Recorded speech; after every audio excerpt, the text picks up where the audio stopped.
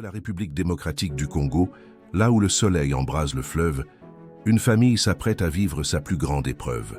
Un grand homme s'en est allé, laissant derrière lui un vide immense, une veuve courageuse et ses 9 enfants dévoués. Mais à peine le deuil commencé, l'ombre de la cupidité s'est abattue sur la maison familiale. La parentèle réclame ce qui ne lui appartient pas. Dans un coin, la mère et ses enfants observent, impuissants, le démantèlement de leur héritage par ceux qu'ils croyaient être les leurs. L'injustice est flagrante. Les documents sont saisis, les biens emportés. Mohamed, l'aîné, voit l'avenir de ses frères et sœurs s'assombrir. Fatou et Mouna se serrent les coudes. Elles savent que la route sera longue, mais leur détermination est déjà en marche. Pourtant, au milieu de ce chaos, une promesse est faite. Ils ne se laisseront pas abattre par la trahison. Mohamed rassemble alors toute la fratrie, 9 cœurs, une seule âme. Ils s'unissent dans une prière fervente pour demander la force. Ils ont tout perdu sauf l'essentiel, leur unité et leur foi. Le travail acharné devient leur seul recours pour reconstruire leur vie. Mohamed, sur les chantiers, déploie son talent d'ingénieur. Chaque plan tracé est un pas de plus vers la restauration de leur dignité. Mouna, avec son élégance naturelle, gravit les échelons.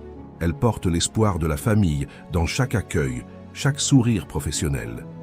Hassan et Mordecai ne ménagent pas leurs efforts, l'un par sa force physique, l'autre par sa passion pour l'art culinaire. Londa reste plongée dans ses livres. Elle sait que l'éducation est l'arme la plus puissante pour changer leur destin. Même les plus jeunes contribuent. McAllister et Ariel transforment leur peine en service, l'un en pâtisserie, l'autre en soins infirmiers. Sous l'œil bienveillant de leur mère, chaque centime économisé est une brique posée pour leur avenir. La résilience devient leur quotidien. Les années passent. Les larmes de l'injustice se transforment peu à peu en une sueur fertile. Dieu n'abandonne jamais les justes. Ceux qui les avaient chassés regardent aujourd'hui avec stupeur. La famille qu'ils croyaient brisée est plus forte que jamais. Le triomphe n'est pas seulement matériel. C'est la victoire de l'amour fraternel sur la haine et de l'intégrité sur la ruse. Regardez-les maintenant. Marc, jadis petit garçon triste, est devenu un jeune homme fier, instruit et debout. Une nouvelle demeure s'élève, symbole de leur persévérance. Une maison bâtie sur le roc de la solidarité familiale. La bénédiction divine a touché chaque membre de cette maison. Ce que l'homme a tenté de détruire, la foi l'a reconstruit au centuple. Leur histoire est un message pour tous.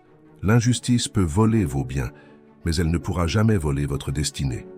La mère, pilier de cette réussite, voit enfin ses sacrifices récompensés. Ses enfants sont sa plus belle couronne. L'héritage contesté est devenu un empire de dignité. En RDC, cette famille unie prouve que l'union fait la force.